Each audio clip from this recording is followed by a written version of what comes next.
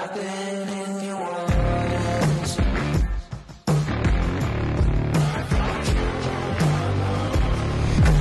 Looking for shelter.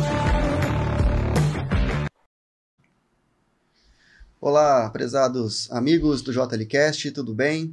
Espero que sim, espero que todos estejam com muita saúde.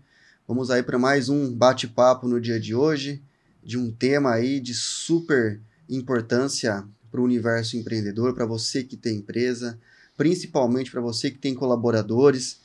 A nossa jornada é tão corrida, tão sufocante, tantos compromissos, e cuidar da nossa mente é de suma importância.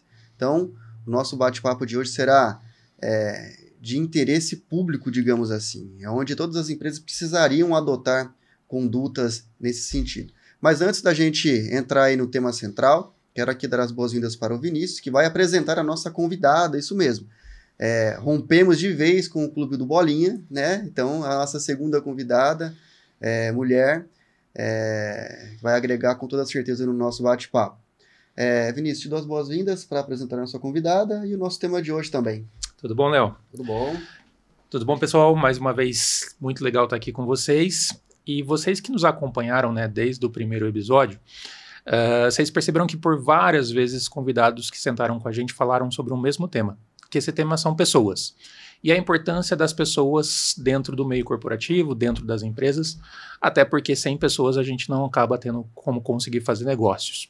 E hoje a gente trouxe uma convidada especial, que além de convidada é cliente nossa, então a gente já conhece há algum tempo, e é especialista no assunto. E eu quero apresentar para vocês, preciso da minha cola aqui, porque o currículo é longo, então preciso da minha colinha aqui, mas ela chama Patrícia Minich Rodrigues Pereira, psicóloga clínica formada pela PUC em 2011, especialização em psicanálise pela Universidade de São Paulo e pela Sociedade Brasileira de Psicanálise de Campinas, formação em terapia cognitivo-comportamental e em manejo psicopatologia e manejo técnico pelo Instituto de Psiquiatria e Hospital das Clínicas da Universidade de São Paulo, psicologia do trabalho com foco na saúde mental da equipe e do trabalho do Instituto Pensar, é autora convidada do livro Mulheres na Psicologia, pela editora Lauder, e atua como perita judicial e assistente técnica pelo TJSP e pelo TRT do Estado de São Paulo.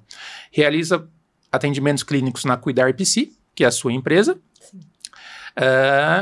e é idealizadora do projeto Bem-Estar Corporativo, programa de serviços particulares personalizado para empresas com foco em redução de turnover e treinamentos para performance e soft skills. E é sobre isso que a gente vai conversar um pouquinho com ela hoje. Tudo bom, Patrícia? Bem-vinda. Bem, obrigada. Caramba! O currículo foi extenso. Foi extenso, hein, Patrícia? Nossa. Eu fui tentando reduzir e ser objetivo, eu ficava assim... Deram um resumo? Foi um resumo. Muito obrigada por me receber. É um prazer estar aqui. Bacana. Patrícia, vamos lá então.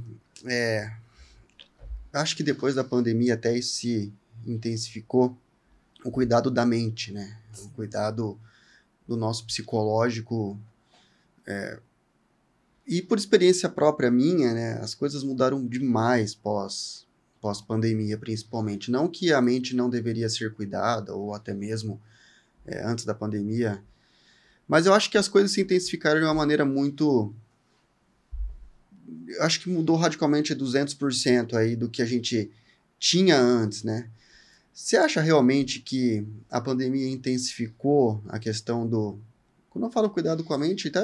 Antes a gente entrar no tema central do nosso bate-papo, voltado para as empresas, no dia a dia das famílias, nos relacionamentos, né?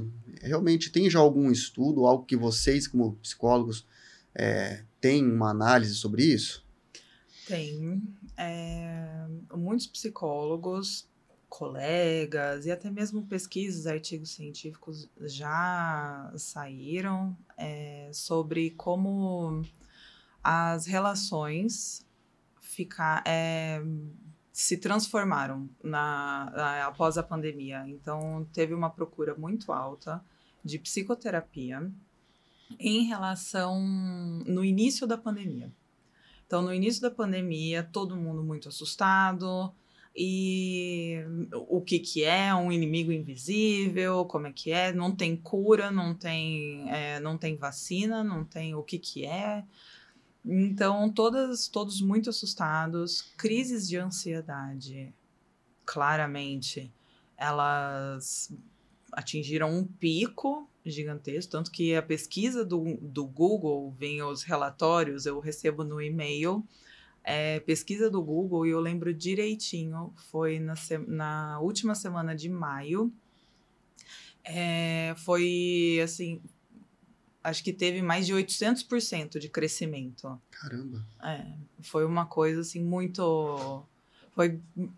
Foi absurda, foi, né, muito grande. Então, muitas pessoas com crise de ansiedade, muitas pessoas buscando terapia, porque ainda bem as pessoas têm essa visão de tipo, opa, crise de ansiedade, psiquiatra, psicólogo, vamos tentar.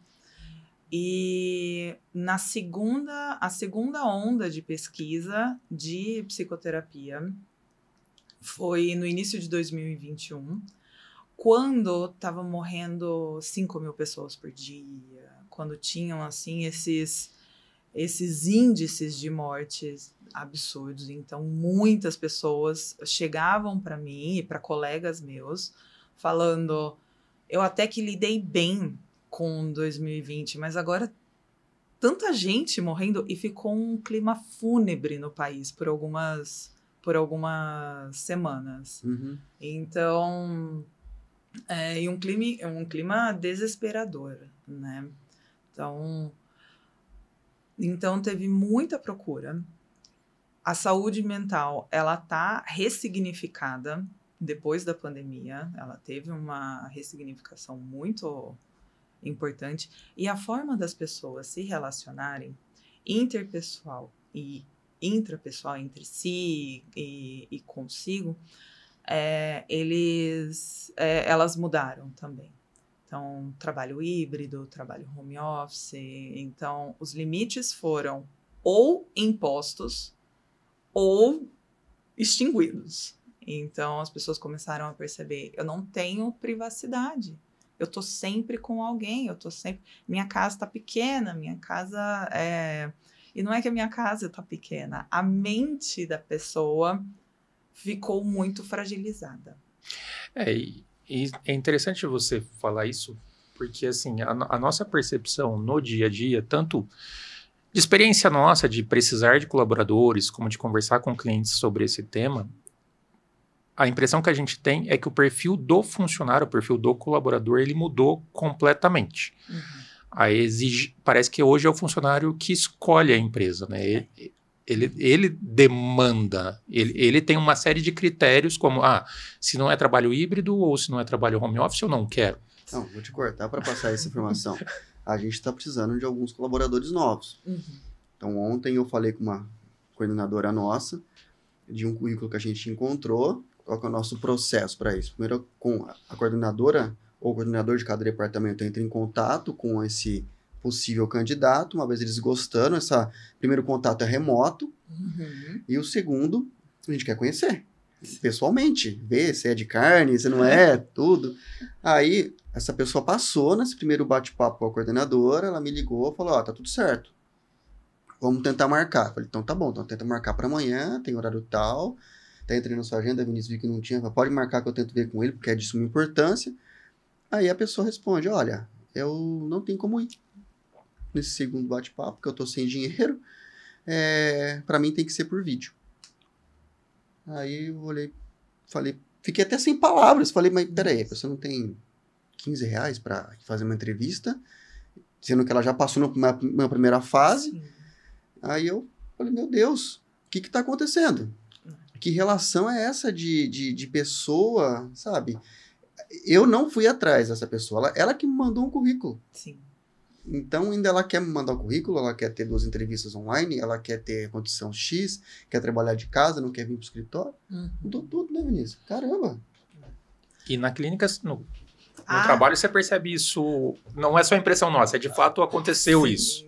Sim, não, tanto que no início desse ano teve uma revolução. Imagina, um poderosíssimo do mundo falou que quem trabalha home office não trabalha, na verdade. E aí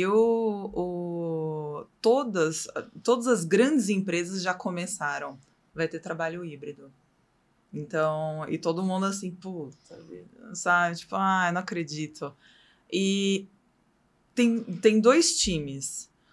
Um é o trabalho híbrido, de tipo, eu acho até legal ir para o trabalho, eu acho bom, eu me concentro mais, eu preciso conversar com as pessoas.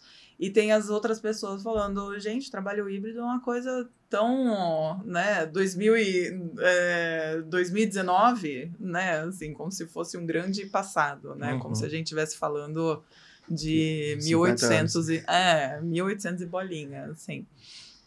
Os jovens estão muito assim, né? Tipo, nossa, eu tenho que ir para o trabalho agora.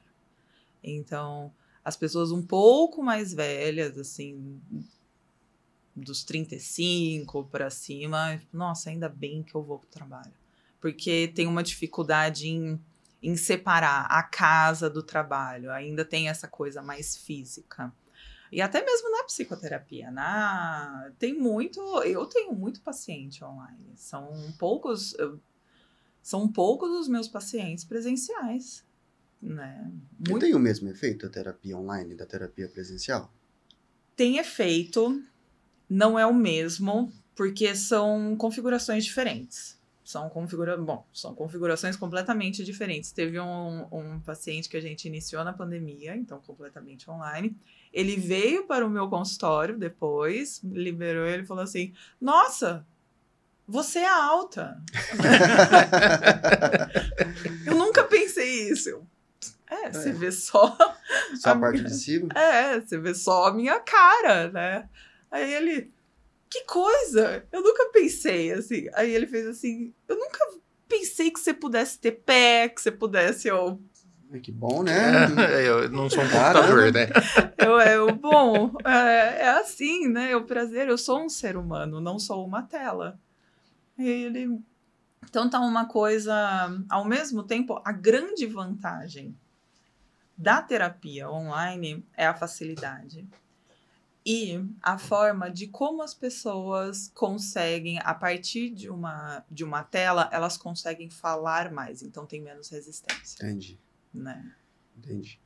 É que isso é uma característica realmente do digital, né? A pessoa ela se expõe mais, ela tem menos inibição no digital do que no presencial, né? Mas isso mudou, né? Porque lembra depois da pandemia? Todos tinham dificuldade de ligar o webcam lá do computador e olhar para si mesmo. Depois as coisas aconteceram. Hoje a pessoa prefere, né? Sim. Mas você vê como que as coisas vão mudando, né? De uma transformação. Mas antes de entrar no tema central, que é voltado para a empresa, eu tenho uma curiosidade. Vocês, psicólogos, lidam com problemas que não são seus. São das pessoas. Eu imagino o tanto de coisa que vocês escutam, até a gente conversava aqui em off, questão até de suicídio, questão de inúmeras situações que sei que por ética vocês não podem abrir. E como que vocês lidam com essa bombardeio de informações pesadas no psicológico de vocês? Porque é pesado, né? A gente vê a questão de religiosos também, padres, pastores, que escutam problemas e vocês não são máquinas, como a gente falou agora, vocês existem. É uma curiosidade minha, como que vocês lidam com isso? O que vocês pensam? Eu sei que tem técnicas, vocês estudaram para isso, mas não deve ser fácil carregar essas informações. Não é uma coisa fácil, é uma coisa... muitos terapeutas, tanto que as pessoas, elas falam que ser psicólogo é você participar de um esquema de pirâmide, porque o terapeuta faz terapia, o terapeuta que faz a terapia faz também terapia, então... vai, né? Então, mas na verdade não é só a terapia. Tem 3 coisas extremamente fundamentais que você precisa aprender. Uma é você aprender a lidar com as suas próprias emoções. Então, isso é uma questão de ética, né, que já vem numa soft skill. Você não pode opinar de acordo com a sua com a sua própria opinião. Você não pode opinar, você tem que fazer o paciente perceber em si o que ele sente em relação a isso. É um incômodo? Por que é um incômodo? É um trabalho investigativo. Freud fala de uma maneira muito bonita, muito poética, que a terapia, a análise, no caso, ela é um trabalho arqueológico. Porque os arqueólogos, eles vão nos lugares, né, nos sítios, e eles vão com um pincelzinho, né? Então, é uma coisa bem pequena. Tem coisas que a gente estuda e que eu, por exemplo, até pouco tempo atrás, eu pegava, eu ficava assim, nossa, quando é que eu vou atender uma mulher com um complexo de Édipo, que é aquele amor ao pai e tudo, tão forte. E aí, alguns dias atrás, uma paciente minha pegou e falou, nossa, eu me sinto traída pelo meu pai. E eu sei que ele é meu pai. Não é, é uma questão de parceria. Não é traída pelo meu pai, é como se eu fosse a parceira dele. Uhum. E eu fiz assim, obrigada. Mas como a gente lida, primeiro com a experiência. Então, a experiência, você precisa ter a humildade de aprender com a experiência, porque não adianta você ter um papel assim tão forte de, não, eu sou terapeuta, eu sei lidar com isso, né? Você precisa aprender com a experiência. Você, na verdade, você não é ninguém, você é só um ser humano, a gente aprende muito isso, você é só um ser humano com um pedaço de papel falando que você tem uma profissão, que você é formado numa profissão. Então, isso foi uma coisa, por sinal, que eu aprendi na minha especialização na USP, que os meus professores falavam isso. Vocês são só seres humanos. Vocês vão ter que aprender a lidar com os seus pacientes. E tem um autor muito bacana que ele fala também, se o analista não está ansioso para receber um novo paciente, ter um incômodo, então não tem análise ali, não tem terapia, não tá tendo, é um papo entre pessoas. Então é o estudo, é a supervisão e é a sua própria análise, sua própria terapia. Então, com esses 3 pilares, você tem menos chance de ficar tão afetado, tem menos conseguir separar, né? Não deve ser fácil. Não, ainda afeta. Eu tô formada há mais de 10 anos, ainda tem coisas que me afetam, que eu fico preocupada, que eu fico, né? Tanto que eu tive um paciente, foi uma sessão há 2 semanas, eu peguei e falei assim, eu vou te mandar mensagem amanhã. Coisa que não é algo tão comum de um psicólogo fazer. Entendi. Né? Mas separar as emoções deve ser bem complicado, né? Sim, é importante ter uma noção, daí que vem a terapia do próprio psicólogo, né? De perceber as suas próprias emoções. Não. Legal, Patrícia.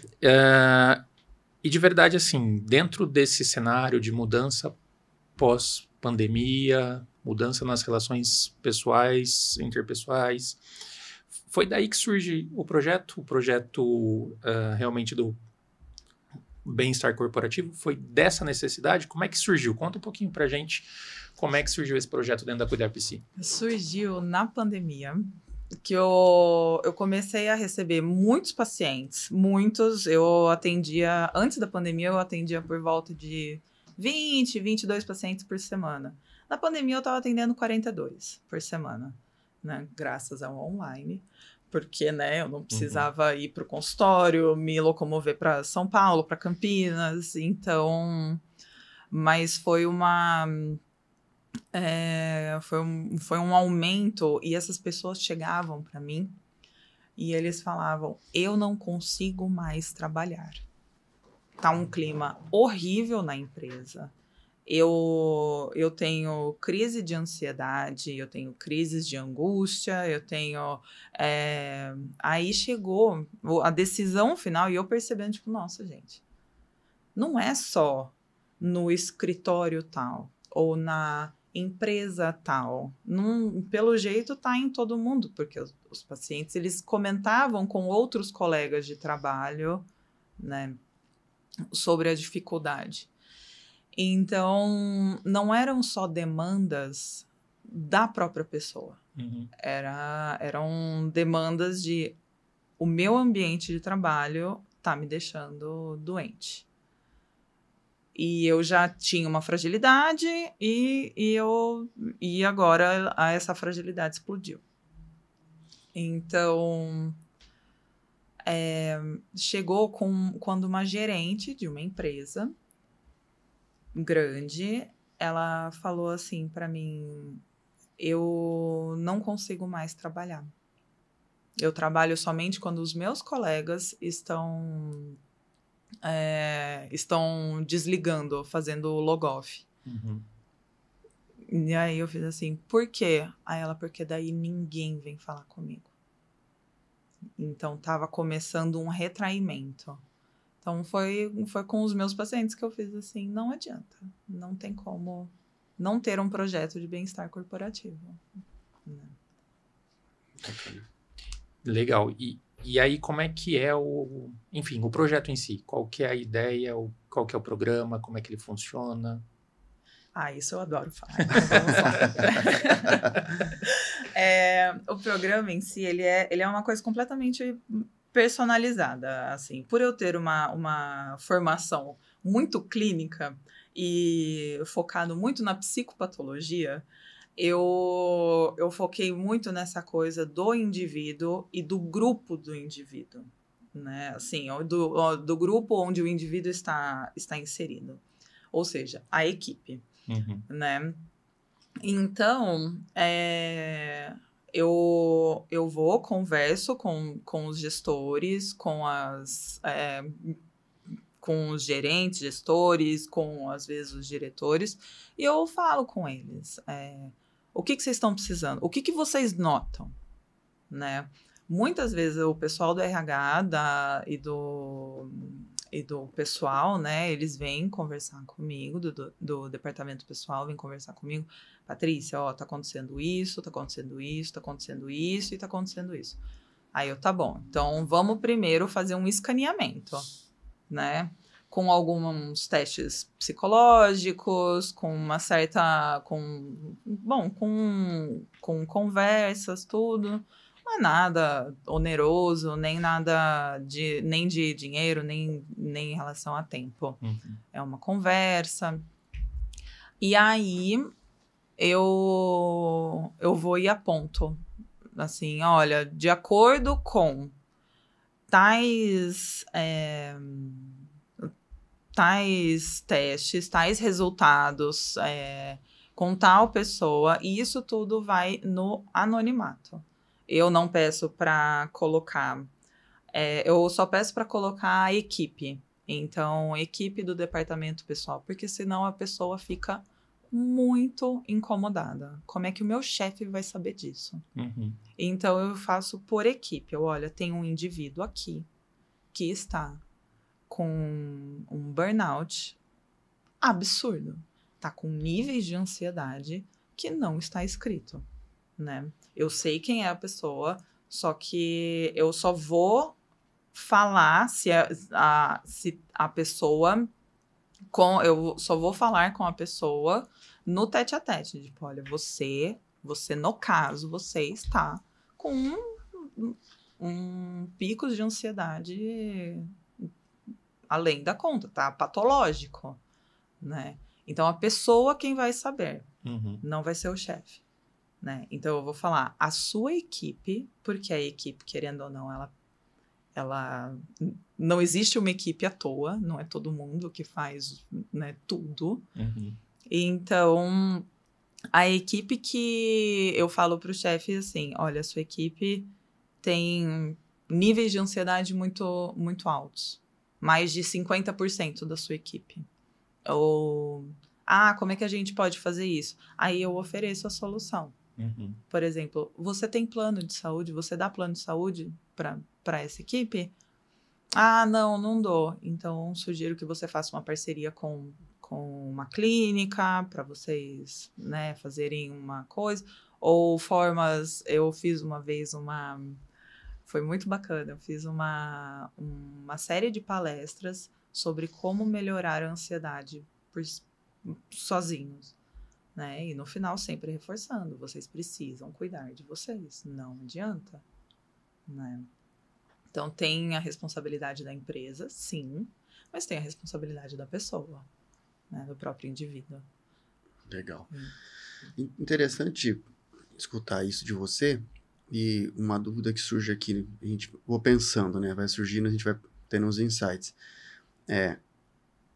A terapia, a gente já entendeu que ela é super importante. E no meio empresarial, então, porque a gente lida com bombardeio de prazos, no trabalho em si, da demanda e tudo mais. Sim.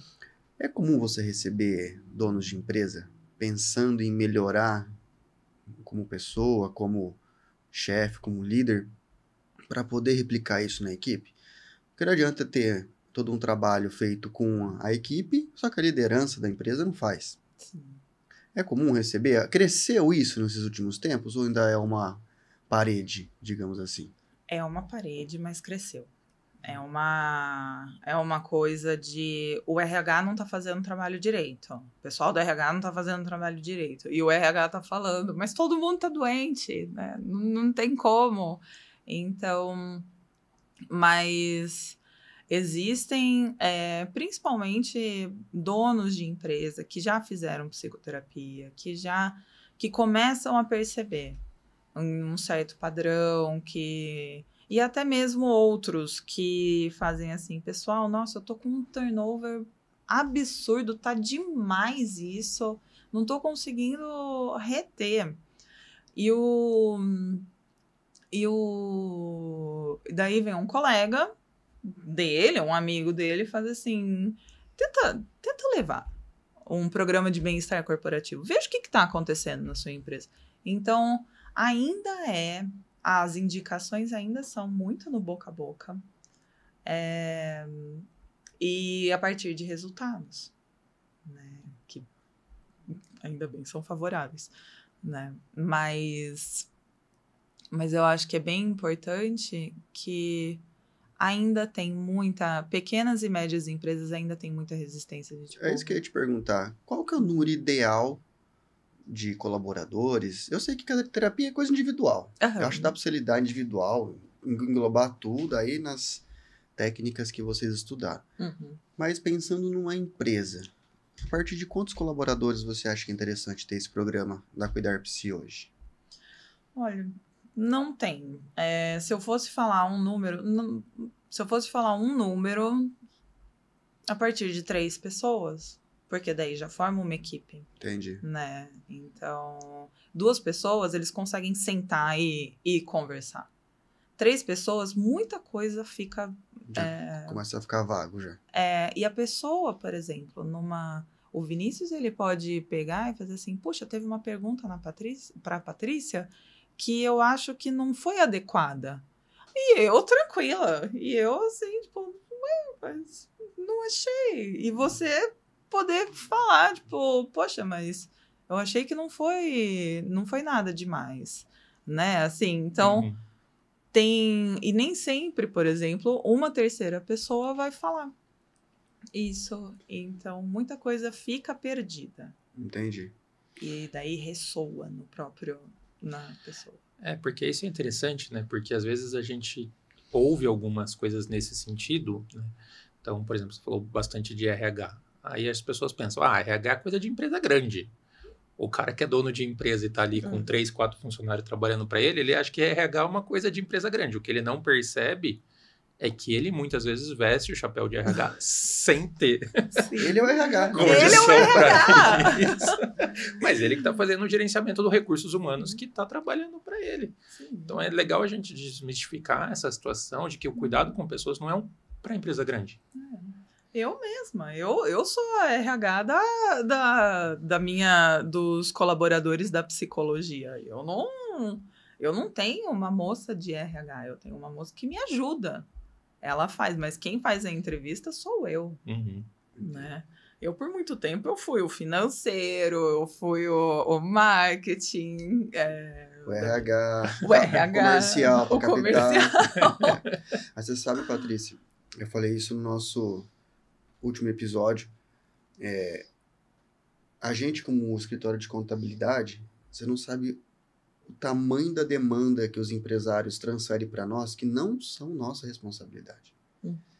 Então, isso vem desde uma consultoria tributária, consultoria trabalhista, teoricamente são feitos em grande parte por advogados, consultoria psicológica. Então, o cara fala, fulano de tal xingou outro, qual é a atitude que eu tenho, como que eu converso, como que eu não converso.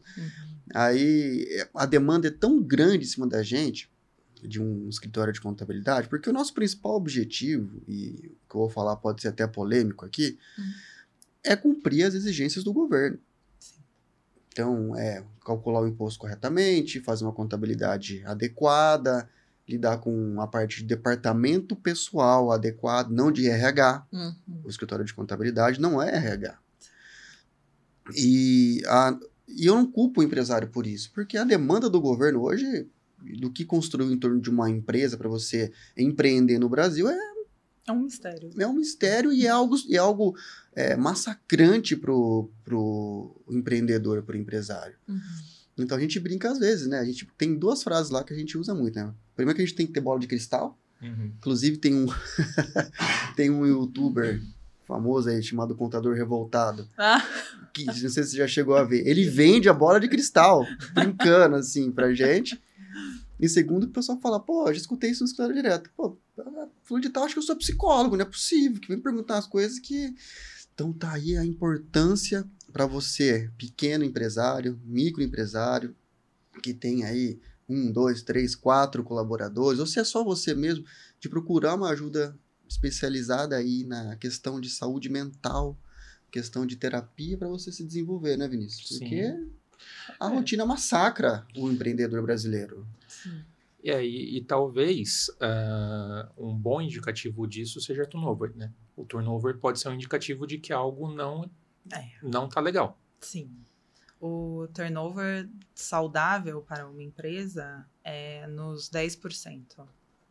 Existem empresas com turnover de 80%. Tem uma empresa muito grande aqui em Valinhos que tem um turnover de mais de 50%. Não se sustenta. Então, e é um prejuízo financeiro gigantesco de você ter que treinar um profissional. O profissional não dá conta. Ou por algum outro motivo ele sai. E daí, tudo de novo. O gasto que tem do profissional, do treinamento, da atraso de produção, né? Então, é uma coisa... E muitas vezes o profissional ou o empresário, ele não faz essa conta, né? Não. Ele faz a conta do caixa. Eu vou pagar um programa. Ele faz essa conta, mas ele não faz a conta de o quanto custa para ele não cuidar da equipe. Sim. Vou ajudar o nosso marketing que está aqui, né? Para tirar cortes. Bom, turnover, para quem não sabe, vamos falar que é a troca aí de colaboradores, saídas de colaboradores das empresas, rotatividade de colaboradores. E eu não tinha esse número, que o ideal seria ficar em 10% dentro da totalidade do seu quadro de funcionários, né? E como você mesmo disse, né, Vinícius, a Patrícia também, não é só o desembolso de caixa, né? Treinar, incorporar uma pessoa numa equipe que já tem X pessoas já entrosadas. Aí você traz uma, entra a história da laranja podre, pode ser que essa pessoa não seja adequada. E não adianta, um turnover de 50%, você não consegue manter a qualidade do seu produto final. Não dá tempo de você treinar, especializar. Então, mais uma vez, a importância da terapia nesse sentido. E realmente ajuda muito a controlar o turnover? Ajuda muito. Não é uma... A percepção é imediata, mas a percepção vai crescendo. Então, ela não para, não é uma coisa instantânea, né? Não é como você tomar um remédio para a azia, que em pouquíssimo tempo, né, já sana o sintoma.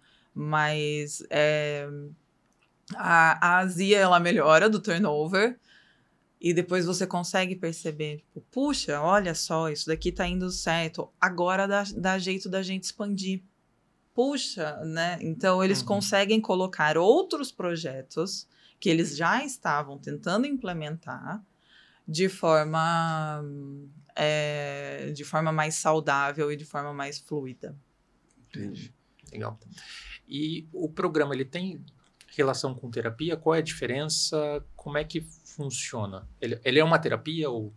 Não é uma terapia. Terapia, bem-estar corporativo. O programa de bem-estar corporativo, ele está muito mais em trazer soluções, apontar os problemas e trazer as soluções para cada empresa, né? Como o indivíduo e como a equipe. Então, é para o benefício da empresa, trazendo benefício para o colaborador e colaboradores. Tá, então o programa ele tem mais a ver com o diagnóstico da atual situação, com o estabelecimento de um plano de ação para melhorar a qualidade do ambiente. Seria mais ou menos o propósito do programa. Isso é tratado coletivamente ou depois que você fez esse diagnóstico, você trata individualmente, por exemplo? Tem essa possibilidade? Olha, tem essa possibilidade, e que era como eu estava falando de uma experiência que eu tive, de um dos colaboradores, eram 14, um dos colaboradores tava preocupante o nível de ansiedade e depressão, tava uma coisa e eu sentei com ele, aí eu conversei com o dono, eu não tinha essa ferramenta ainda, esse passo instalado de conversar e dar uma devolutiva para os testes. Para mim era só entregar para os gerentes de tipo, tá acontecendo isso, tá acontecendo isso, tá acontecendo isso. Soluções possíveis, isso. Legal. Né? E aí eu conversei com o gerente da equipe, eu fiz assim, eu preciso conversar com cada um dos seus colaboradores. Tudo bem? Aí ele, não, tudo bem. Aí ele, mas é grave? É muito grave. Então, aí ele falou, não, tudo bem, fica à vontade. Quando? Tal dia, tal hora.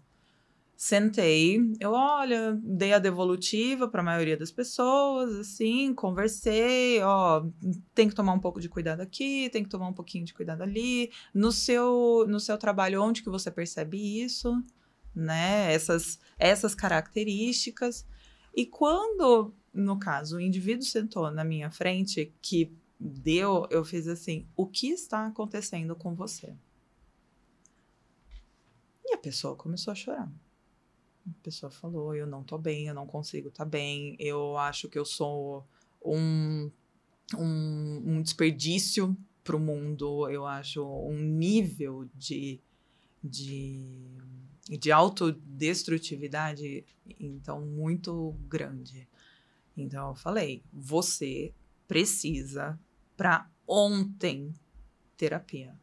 E não é uma terapia qualquer, não é só... Aí ele falou, eu converso muito com o pastor da minha, né, da minha igreja. E eu falei assim, excelente, continua, mas eu acho que você precisa de mais intervenção. Vai no pastor, você confia nele, se ele não quer o teu mal, mas você precisa de uma intervenção. Porque isso é importante, porque cada um na sua área, né? Exato. É cada um na sua área. Às vezes as pessoas confundem as coisas, mas é cada um na sua área. Se a gente está falando do cuidado da mente, psicologia, a gente precisa de um profissional formado que estudou para isso, né? Então, uma coisa é você se aconselhar com um amigo. Sim. Outra coisa é você se aconselhar com um profissional que consegue te dar ferramentas, como você disse, né? Não lembro nem se foi em off ou se a gente já estava gravando, mas você disse sobre a questão de que dentro da psicologia a ideia não é você impor a sua opinião ou mesmo a sua decisão, Põe off. mas é dar ferramentas para que a pessoa encontre os caminhos que ela precisa, né? Sim. E sem estudo, sem conhecimento, enfim, né? Sem ter se preparado para isso, você não consegue fazer isso, né? Sim. Numa conversa de amigos, você vai dar os seus próprios conselhos. Exato. E aí você carrega todos os seus valores em cima desses conselhos, né? Exato. E dentro desse trabalho corporativo que você faz, você já conseguiu identificar, em virtude da sobrecarga de trabalho, e até mesmo de ambiente de trabalho, pessoas propícias ao suicídio? Já existem escalas para isso, e assim, bom, isso é uma coisa que talvez seja muito polêmico dentro do ambiente da psicologia, então, cara, perdão, tá? Mas na minha opinião, e isso é a minha opinião como profissional, não se faz um teste, né? Somente um.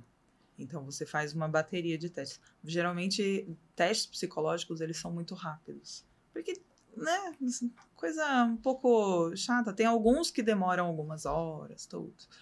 Mas testes psicológicos são mais rápidos. Então, demora por volta de 5 minutos.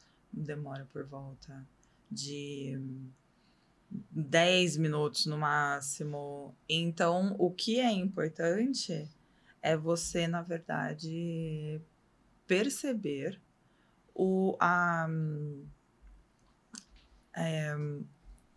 em todos os testes, né? Por exemplo, às vezes, numa escala de ansiedade, a pessoa está mais ansiosa, a pessoa não tem nem noção. Imagina, tipo, nossa, mas nunca fiz um teste de ansiedade aqui na empresa, o que está acontecendo, né?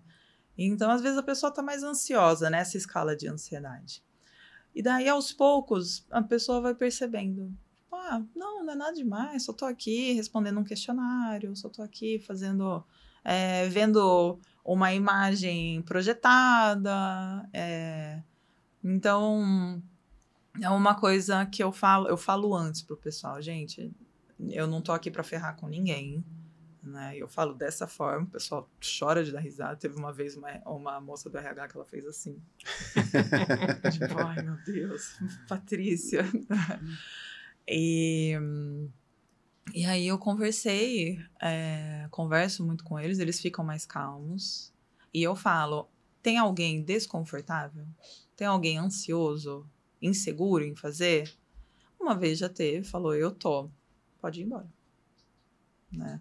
Porque vai aparecer, o teste é a fotografia da saúde mental da pessoa, só que não necessariamente a pessoa precisa... a pessoa está naquele estado, né? Então, a questão do suicídio aparece muito em diversos testes. Entendi. Né? Então, para identificar uma possibilidade dessa, eu não sei se essa era polêmica, não é só um teste, são mais situações para ser verificado, né? Sim. Entendi. Porque talvez, num exemplo meio esdrúxulo, né?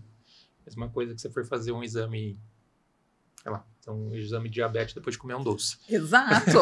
A fotografia vai estar errada. Nossa, fotografia perfeito. Todo errado. Porque no primeiro momento a pessoa pode estar ansiosa, mas porque aquela situação está deixando ela ansiosa, né? Sim. E não necessariamente porque ela está vivendo. Então, a repetição vai ajudar a identificar exatamente isso. E uma das terminologias que tem ficado muito famosas atualmente é o ambiente tóxico, né? Sim. Isso, todo mundo fala disso, ambiente tóxico. E você acredita que realmente tem ambientes que adoecem? Tem ambientes de trabalho que adoecem as pessoas? Existem, né? Não necessariamente é o trabalho, ou pode ser a casa, pode ser... E não necessariamente um ambiente físico, né? Pode ser o clima da equipe, sendo que a equipe do lado tá ali, voando. Então, existem sim, dependem... Todos têm responsabilidade, né? Isso é uma coisa importante, porque a coisa vai tomando uma forma, uma falta de limites, assim, que são pessoas que não têm muita facilidade em impor limites. Uhum. Então, de tipo, não, isso daqui eu não vou fazer. Então, são pessoas que pessoalmente já têm uma certa dificuldade e entram em equipes já completamente. E daí você fala, tipo, nossa, essa equipe tá completamente adoecida, né? Não é a equipe. E às vezes as pessoas fora do trabalho estão super bem. Uhum. Desliga. Mas E aquele ambiente para aquela pessoa não funciona. não funciona. Eu tenho um paciente que ele trabalhava remoto há muito tempo, das 8 da manhã às 5 da tarde, e ele sempre se atrasava. E a gerente dele pegou e falou: escuta, o que está acontecendo? Você está sempre atrasado? Você não está feliz com a empresa? Ele pegou e falou: não, a questão é que eu sou uma pessoa muito noturna. Então eu produzo melhor à noite. Uhum. E ele ficou agora, ele tá no turno da madrugada. Eu faço a sessão dele às 7 da noite, às 8 ele entra e pronto, tranquilo. Isso é possível identificar no trabalho que você desenvolve dentro das empresas. Uma pessoa produz mais de manhã, mais à tarde, mais à noite. Sim. Então veja a importância, né, pessoal? Não só a saúde mental das pessoas, mas também identificar alguns indicadores interessantes, né? E isso influencia diretamente na produtividade do time, né? Uhum. Como um todo.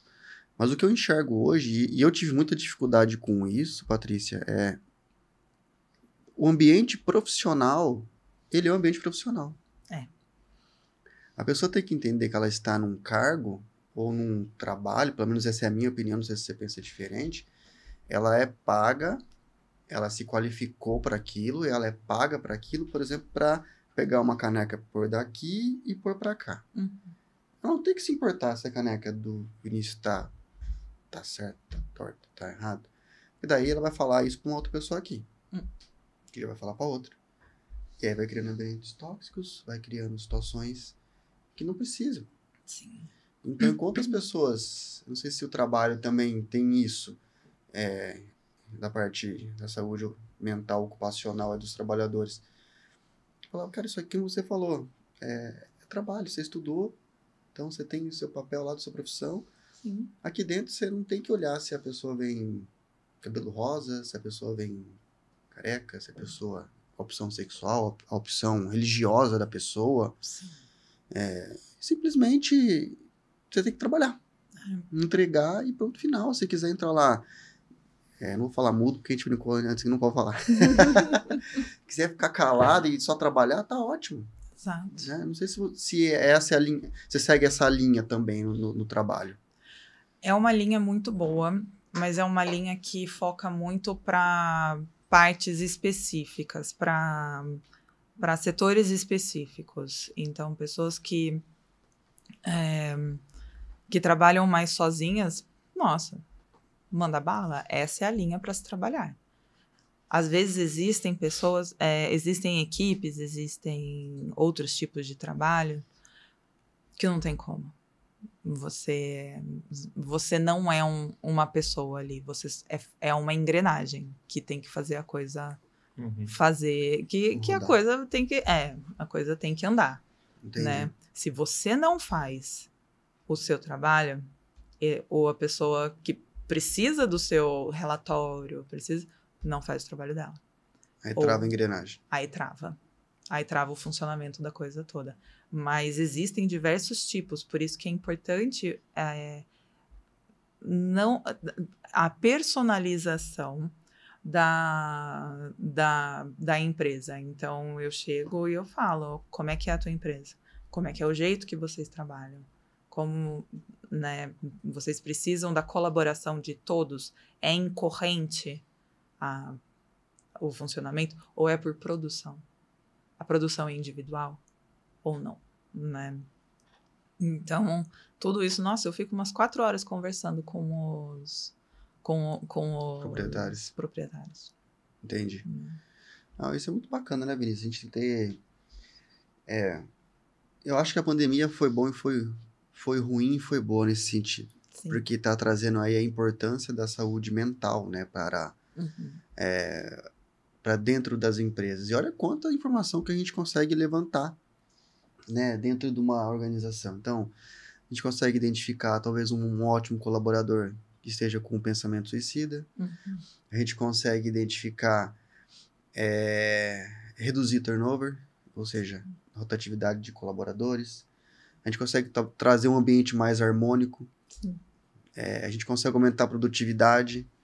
Olha quanta coisa a gente consegue fazer uma saúde mental dentro de uma empresa. E uma Cuidando, coisa na muito verdade. interessante que você falou, essa questão de personalização, né? Não adianta botar no Google Então, e achar um pacote pronto, porque são pessoas. sim. O Google, ele é excelente, ele pode te ajudar, mas, gente, o tanto de coisa que você vai ter que ler no Google, nossa, você vai perder muito tempo, muito mais fácil. Você achar a fonte errada, né? Por favor, artigos científicos, ok? A fonte errada é complicado. Sim. Bacana. Legal, acho que só tem, mas dentro daquilo, quando a gente conheceu um pouquinho do seu trabalho, tem uma pergunta que eu queria fazer que eu achei realmente interessante. O que faz de um ambiente de trabalho a prova de balas do adoecimento mental dos colaboradores? Nada. Mas os pilares que você pode trabalhar para melhorar o ambiente de trabalho são benefícios e salários.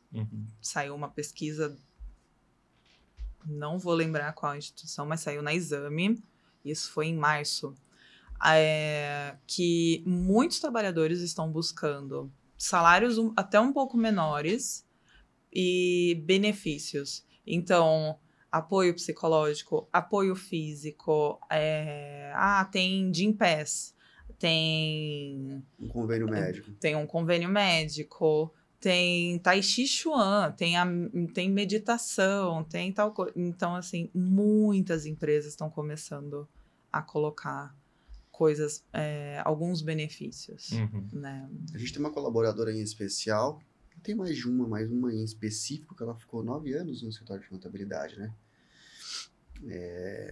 E ela trocou realmente por uma redução salarial drástica, bastante, mas pelo ambiente de trabalho. Pelo ambiente de trabalho. Então, dentro da JL Ramos, a gente preza muito pelo ambiente, né? Sim. A gente sempre teve isso, desde a nossa fundação, essa essência, até a gente tinha um procedimento nosso, algo nosso, quando a gente era numa casa, toda última sexta-feira do mês fazia um churrasco na casa. Toda última sexta. Aí eu lembro que os carros passavam na avenida assim, e via fumaça, aí os clientes passavam. Agora eu sei porque que vocês fecham a tal hora. Mas era uma integração tão gostosa que hoje a gente não consegue fazer em virtude de ser uma sala comercial. Sim. E como era bom o ambiente de trabalho nesse sentido. Criava uma amizade, criava uma proximidade. E o pessoal das antigas, né, a velha guarda da JL, a gente todo dia saiu para almoçar, e foi realmente os mais antigos. Fala, pô, que saudade que tem dentro do que a gente fazia, né? Então, o ambiente, a saúde mental dentro do ambiente de trabalho é essencial. Mas uma dúvida que muitos têm, e é importante trazer aqui, uma vez que você identifica problemas, tratativas individuais com pessoas, a terapia, ela consiste em quê? Vocês podem passar medicamento? Vocês dão caminho? Como que funciona isso? Bom, psicólogo não pode passar medicamento, só médico. Tá. Então, isso assim, psicólogo não pode falar floral, tipo, toma tal floral, toma tal paliativo, não pode, é antiético. Isso é você criar um viés na terapia, né? Não se faz esse tipo de coisa. Entendi. Então, existem técnicas que você faz, que você, por exemplo, existem técnicas de psicoeducação, né? Então, o que você sente por que você está bravo? Então, eu falo muito para os meus pacientes, pensa que a braveza é a onda do mar. o que que faz a onda? Já, né, eu pergunto para eles, você já parou para pensar o que que faz a onda? Então, a onda faz o vento, a força do chão, né, que eu esqueci agora o nome da força, mas tudo bem, né? Mas então, assim,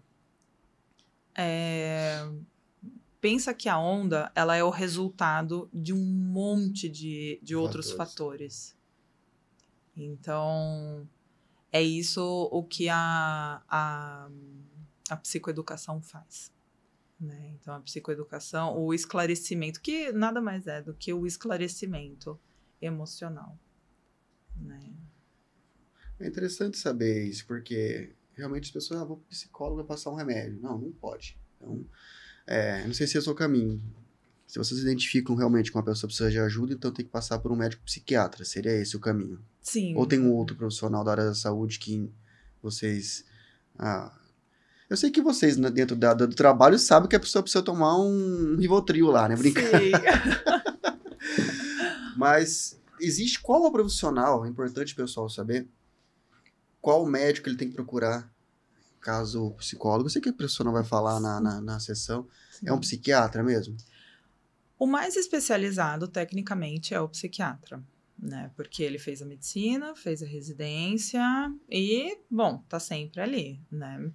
Tá sempre integrado, tá sabendo quais são as novidades, quais são as melhores moléculas para serem utilizadas.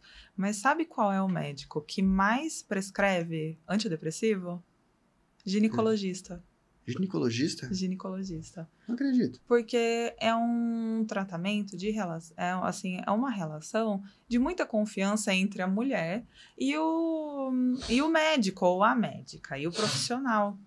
Então, aos poucos, a pessoa vai se abrindo, vai conversando, principalmente porque na saúde feminina, no corpo feminino, o estresse ele tem um papel muito grande. Então, como a mulher vai muitas vezes no ginecologista, pelo menos uma vez ao ano, né? O ginecologista é o que mais prescreve antidepressivos e ansiolíticos. Caramba. E existem muitos ginecologistas que fazem assim, essa não é minha seara, vai para um psiquiatra. Tem muita parceria. Entendi. Interessante, eu não sabia disso aí não. É porque realmente saúde é uma composição, né? São Sim. vários profissionais de áreas diferentes que precisam trabalhar junto. E o que eu acho muito interessante dessa mudança de cenário é que tanto a psicologia quanto a psiquiatria sempre sofreram um certo preconceito, né? As pessoas tinham vergonha de falar que Sim. vão no psicólogo ou vão no psiquiatra. As pessoas tinham vergonha. Ninguém tem problema em falar que cuida do pé, do joelho, do coração. O nutricionista, até bonito falar, né? Mas falar que cuida da mente, É. cuida da mente, vai falar, não, esse negócio... E é uma barreira que está sendo quebrada, né? Tá. A psiquiatria, pelo menos, eu percebo que ainda tem uma resistência. A terapia, o pessoal tá mais... Mudou bastante, então, esse conceito, porque Mudou. a pessoa falava que ele é um psicólogo, tá depressivo. Então, o psiquiatra é louco, né? Já tá louco, não tá depressivo. Já ele vai no psiquiatra. Aí você fala assim, nossa, que bom, Falando né? de tal, endoidou. Aí eu vou no psicólogo, tá em depressão. Tá em depressão. Mas pelo menos tá tratando. Como psicólogo eu percebo isso. Mas pelo menos tá indo conversar com alguém, né? Com certeza. Com o psiquiatra parece que é uma sentença de morte. Então, assim, tipo, enlouqueceu. Enlouqueceu, acabou. Né? Acabou. Você sabe que eu tive uma conversa com a tia do Vinícius, que morou muito tempo nos Estados Unidos, e ela fazia terapia, né? Fazia. E ela falou pra mim algo que lá é muito comum todos passarem por terapeuta. Ela tinha um conceito de que ela entendia que todo mundo, pelo Ela menos um falou pouco na isso. vida, deveria fazer terapia. Sim. É muito comum eu ouvir isso. Então, e lá nos Estados Unidos é algo normal. Então a população tem essa consciência de que realmente precisa fazer a terapia. Né? Não é só porque você está com depressão, não é só porque você está com... Porque às vezes algum problema que você tá aí, que você conseguiria desabafar, através das técnicas do terapeuta, não acabar gerando uma doença, né? Poderia estar sendo resolvida. Sim. Né? Eu, por exemplo, sou uma pessoa muito calada dos meus sentimentos. Uhum. Né? Minha esposa fala comigo, minha mãe fala comigo, mas eu sou um cara calado. Então, talvez com uma pessoa diferente eu conseguiria... Eu não fiz terapia, tá na minha lista de To-do. pro ano que vem. Então, para poder realmente me abrir para tentar ser melhor. Que eu já identifiquei que eu tenho problemas do passado que me afetam. Tá. Então, um profissional queria conseguir me dar uma luz.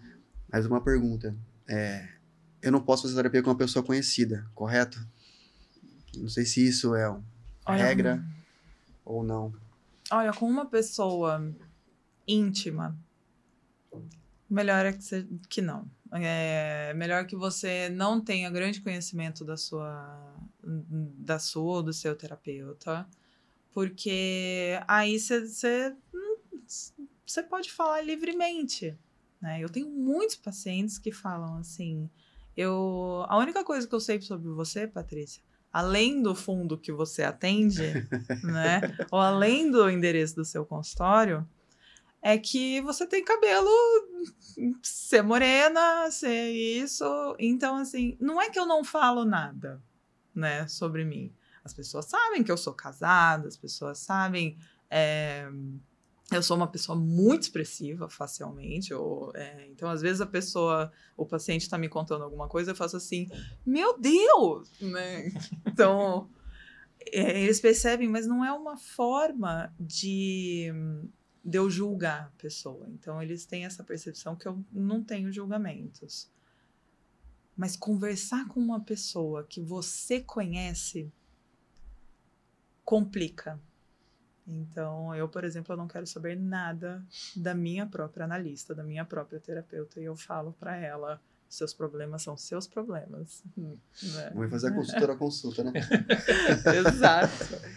Mas isso é muito interessante saber, porque existe um código de ética para isso ou não? Ou isso não é indicado? Não, existe um código de ética. Entendi. Eu acho que assim, por exemplo, você atender a melhor amiga da sua irmã, por exemplo.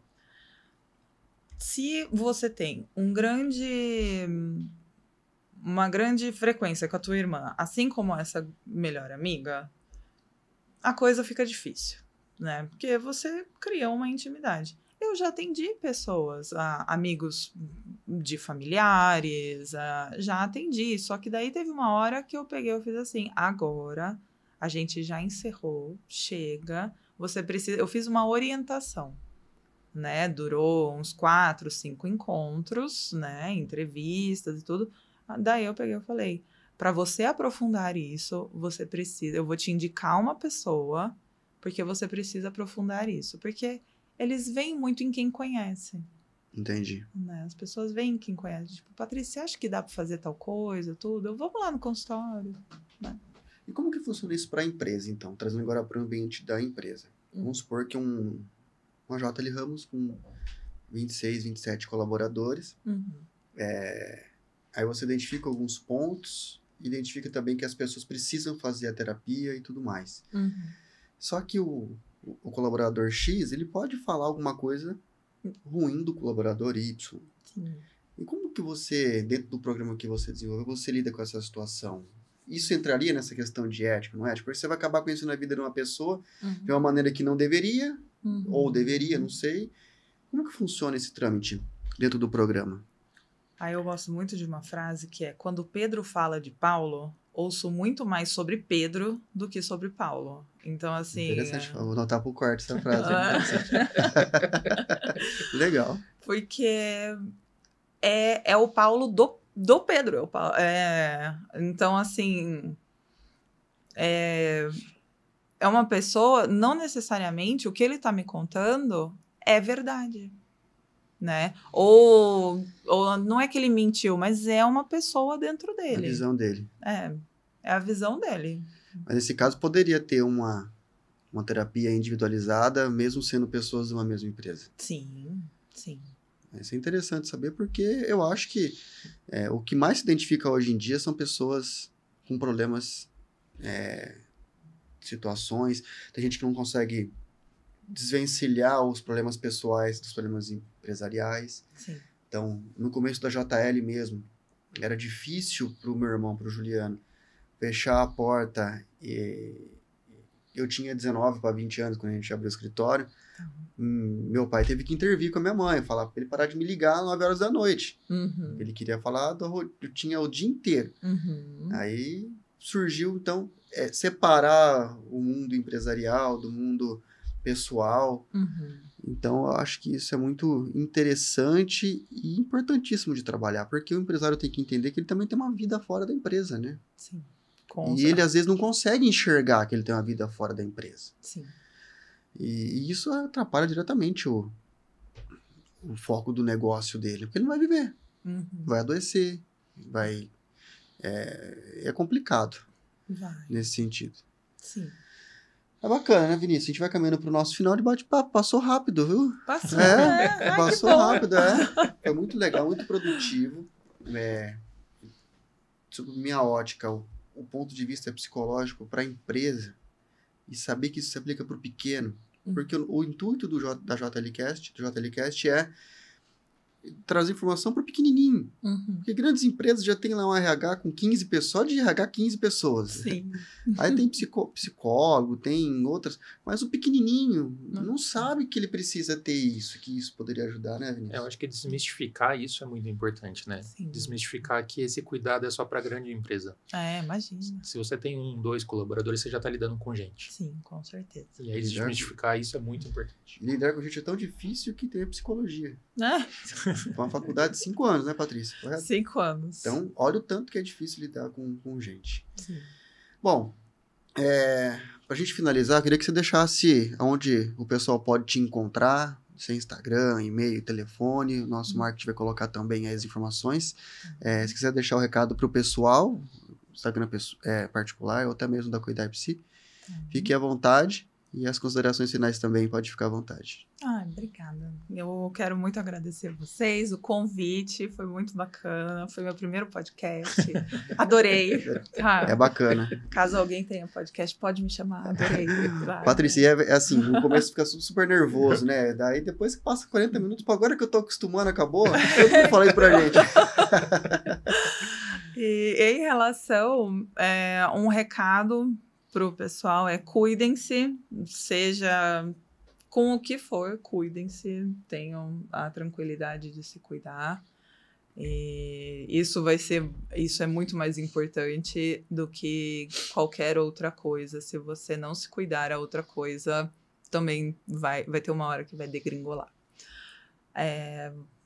Sobre os contatos, o contato da clínica Cuidar Psi é 11, DDD 11, 98 978 8284. Legal. Para conversar comigo é pelo e-mail, não tem problema nenhum. Me mandar e-mail, pode mandar, adoro responder.